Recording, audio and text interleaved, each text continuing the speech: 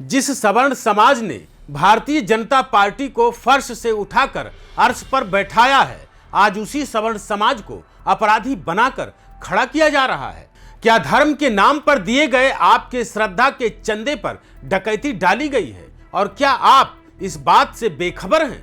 और सबसे बड़ा सवाल, क्या बिहार में कानून का राज खत्म हो चुका है कि भरत तिवारी जैसे युवाओं को एनकाउंटर के नाम पर हमेशा हमेशा के लिए खामोश कर दिया जा रहा है? साथियों, अगर आप भी सोचते हैं कि बांकीपुर का ये उपचुनाव सिर्फ एक खाली सीट भरने का खेल है, तो आज ग्राउंड जीरो से आई ये रिपोर्ट आपके रोंगटे खड़े कर देगी। अगले कुछ मिनटों में जो सच्चाई आपके सामने आने वाली है, वो दिल्ली से लेकर नागपुर तक के रणनीतिकारों की रातों की नींद उड़ाने के लिए काफी है। जी हां, बांकीपुर यह सिर्फ एक विधानसभा सीट नहीं है, यह बीजेपी के राष्ट्रीय अध्यक्ष की खाली हुई वो साख है जिस पर पूरी पार्टी का राजनीतिक भविष्य टिका है। लेकिन आज उसी बांकीपुर की जमीन पर बीजेपी और आरएसएस के बड़े बड़े महारथियों के पसीने छूट रहे हैं।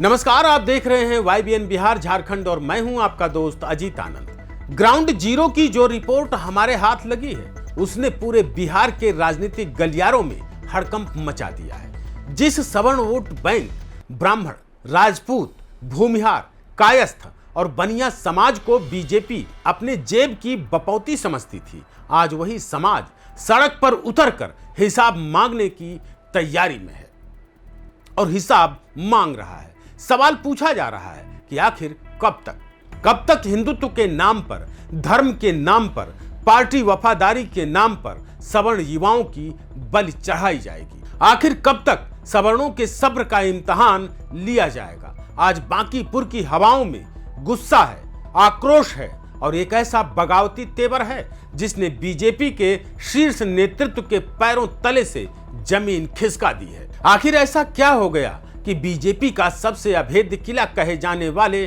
बांकीपुर में पार्टी की उल्टी गिनती शुरू होती दिख रही है? आखिर आरएसएस के जो रणनीतिकार बंद कमरों में माइक्रो मैनेजमेंट का दावा करते थे, आज उनके सारे चक्रव्यूह बांकीपुर के 3 सबसे बड़े मुद्दों के सामने धराशायी क्यों नजर आ रहे हैं? हम आपको एक एक करके पूरी कहानी बताएंगे, लेकिन पहले यह समझिए कि बांकीपुर का उपचुनाव सिर्फ बिहार का उपचुनाव नहीं रहा। यह उपचुनाव एक ऐसा टर्निंग पॉइंट बनने जा रहा है जहां से पूरे देश का जातीय और राजनीतिक समीकरण बदलने वाला है। संघ के दफ्तरों में बैक टू बैक बैठकें हो रही हैं। रिपोर्ट भेजी जा रही है कि अगर सवर्ण समाज ने अपना रुख नहीं बदला तो बांकीपुर में वो इतिहास लिखा जाएगा जिसकी कल्पना किसी ने सपने में भी नहीं की थी। आखिर वो कौन से 3 चक्रव्यूह हैं जिसमें बीजेपी खुद ही फंस गई है? क्यों कहा जा रहा है कि एक तरफ कानून की तलवार है तो दूसरी ओर आस्था के साथ धोखा है और तीसरी ओर एक परिवार के आंसू हैं जो पूरे चुनाव के नतीजे को बदलने के लिए काफी है? साथियों, अगर आज आपने इस रिपोर्ट को पूरा नहीं देखा तो आप यह कभी नहीं समझ पाएंगे कि राजनीति के बंद दरवाजों के पीछे जनता के साथ कितना बड़ा खेल खेला जाता है। तो चलिए अब पर्दा उठाते हैं उस पूरी सच्चाई से जिसे दबाने की हर मुमकिन कोशिश की जा रही थी। पहला मुद्दा, यूजीसी कानून 2026 और सवर्ण युवाओं का दर्द। बांकीपुर के हर घर में, हर नुक्कड़ पर आज सिर्फ एक ही चर्चा है, यूजीसी कानून 2026।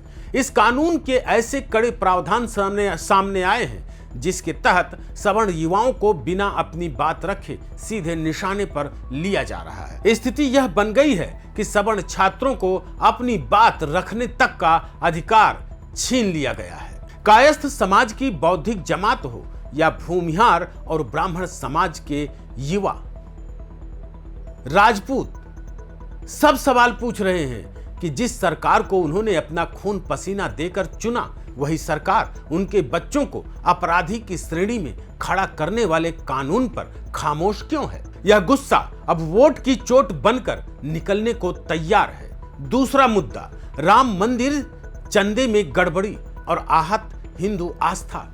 हिंदू समाज ने अपनी गाढ़ी कमाई से पेट काटकर प्रभु श्री राम के मंदिर के लिए एक एक रुपया चंदे और चढ़ावे के रूप में दिया था।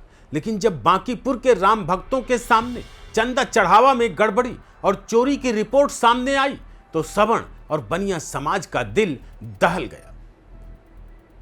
जिस हिंदुत्व और आस्था के नाम पर वोट मांगा जाता था, उसी आस्था के साथ धोखा, उसी आस्था के साथ खिलवाड़ का यह आरोप अब बीजेपी आरएसएस के गले की हड्डी बन चुका है। बांकीपुर के सवर्ण और बनिया समाज में यह नाराजगी बेहद गहरी हो चुकी है। उनका कहना है कि धर्म हमारी आस्था है, लेकिन आस्था के नाम पर व्यापार और चोरी बर्दाश्त नहीं की जाएगी। और तीसरा सबसे बड़ा, सबसे खौफनाक और दिल दहला देने वाला कांड, भरत तिवारी एनकाउंटर हत्या मामला। बांकीपुर उपचुनाव की हवा को जिस एक घटना ने पूरी तरह से बदल कर रख दिया, वो है भरत तिवारी का एनकाउंटर। एक हंसता खेलता युवा, एक सवर्ण परिवार का चिराग, भ्रष्टाचार के खिलाफ लड़ने वाला युवा। आरोप है कि फर्जी एनकाउंटर के नाम पर उसकी बलि चढ़ा दी गई। भरत तिवारी के घर की चीखें आज बांकीपुर की हर गली में गूंज रही हैं। राजपूत, ब्राह्मण और भूमिहार समाज के लोग सब जब भरत तिवारी के घर पहुंचते हैं तो उनकी आंखों में आंसू के साथ साथ बदले का आक्रामक गुस्सा दिखाई देता है। बीजेपी और आरएसएस के रणनीतिकारों की नींद उड़ाने के लिए यह एक ही मुद्दा काफी था। लोग पूछ रहे हैं कि क्या अब हमारे बच्चों का कोई भविष्य नहीं है?